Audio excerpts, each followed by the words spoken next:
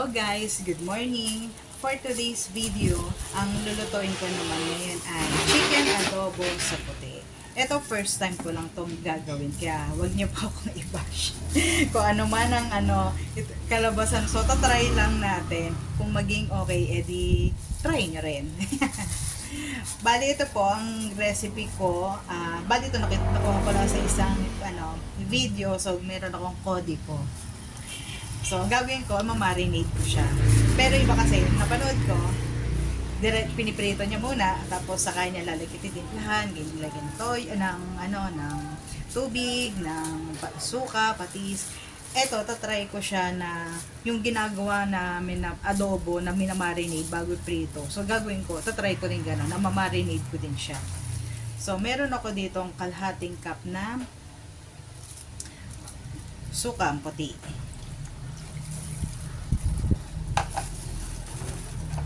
Meron ako 3 tablespoon ng patis.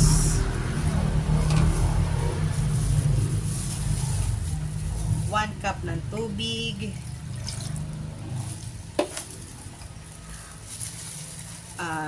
Bawang. Yung matitira, gagamitin ko sa prito mamaya. And paninta. Pwedeng durog daw, ang nakalagay, pwedeng durog or yung buo.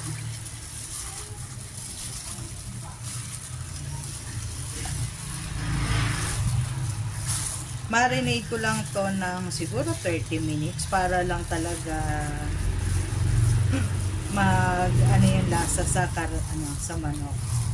Parang sure na talaga ako na may para sure na talaga tayo na talagang magiging successful to kasi adobo to eh. Diba, sabi nila madali lang daw ang adobo, pero hindi para sa akin yung adobo eh.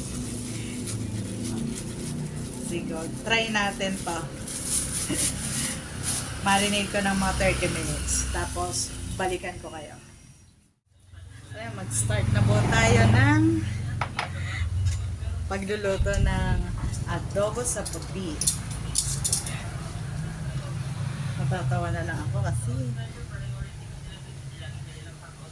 sana ay hindi siya maglasang paksiw.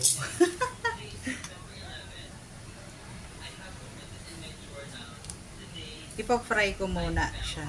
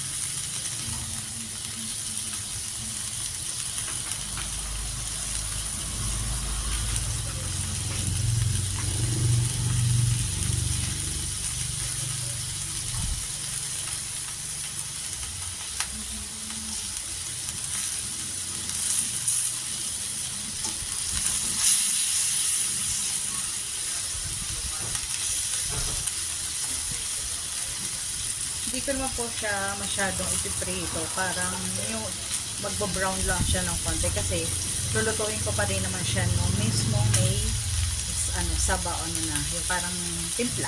May timpla siya, yung pinagbabaran.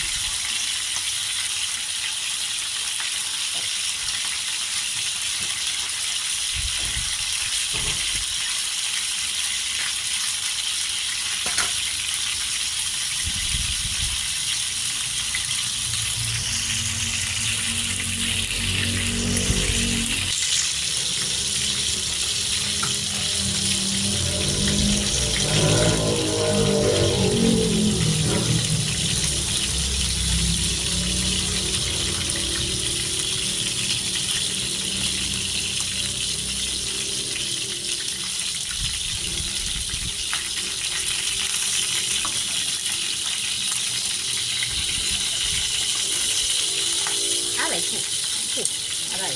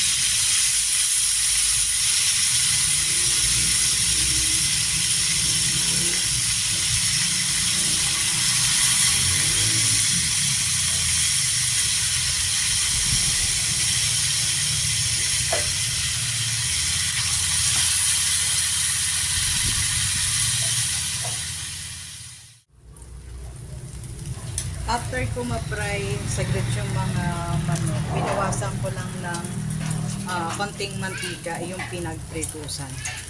So ilagay ko na itong sibuyas,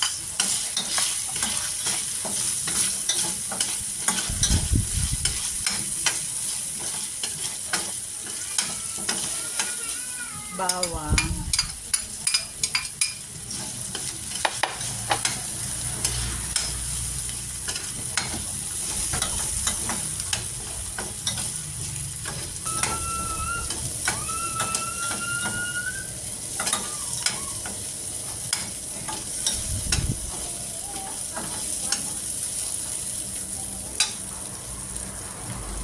tapos ibabalik ko na itong manok.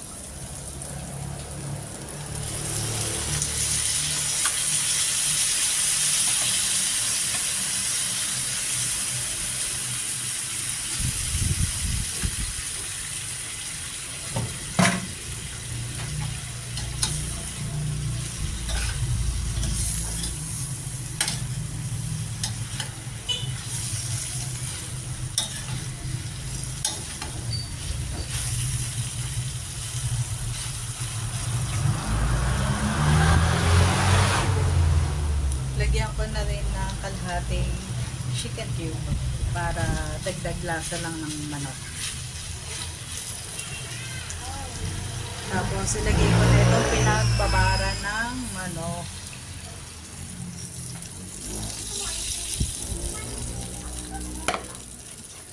Kalat ko lang.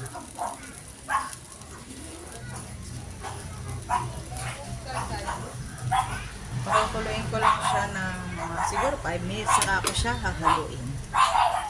Kasi syempre, sabi nila may hilaw daw kasi ang suka kapag daw pagkalagay hinalo ito. So ilalagyan ko ng laurel. Dahon ng laurel.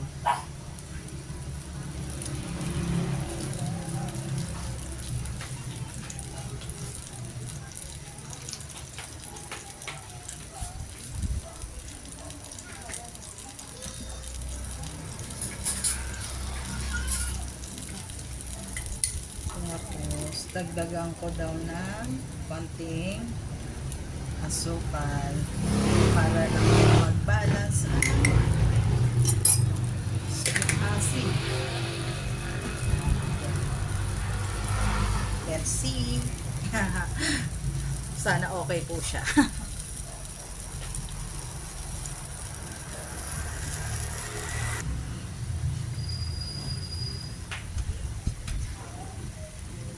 Dinagdagan ko po ng konting asukal, asin at saka ng konting paminta.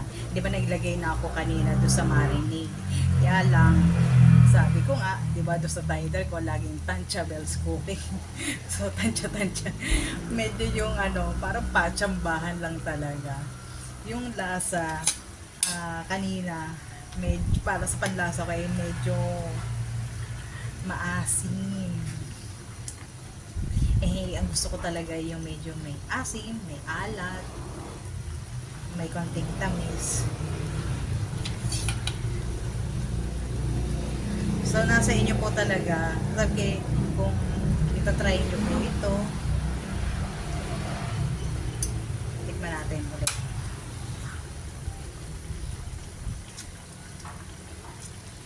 Ayan. Ayan. Sa akin, okay na po yung lasa. Basta din, kanina, kasi medyo maasim eh. Yung yung marinade ko kanina. Tapos ngayon, dinagdagan ko kasi siya kanina ulit ng konti lang naman, konting asin, konting konting asukal, at saka konting paminta. Sabi nga, di ba, siya nagluluto ng adobo, kanya-kanya daw tayong taste preference. So, ito yung bet ko na lasa. So, depende sa inyo kung ano yung panlasa nyo. It's either na okay na sa inyo yung kanina na yung timpla, or dadagdagan nyo pa. Bali, i-reduce ko lang po ng papakuloon ko pa po siya, tapos i-reduce ko lang ng konting sabaw. Gusto ko yung parang medyo parang patuyo.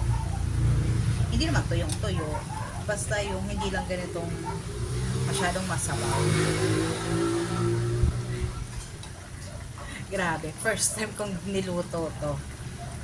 Tsamba. Tsamba lang to.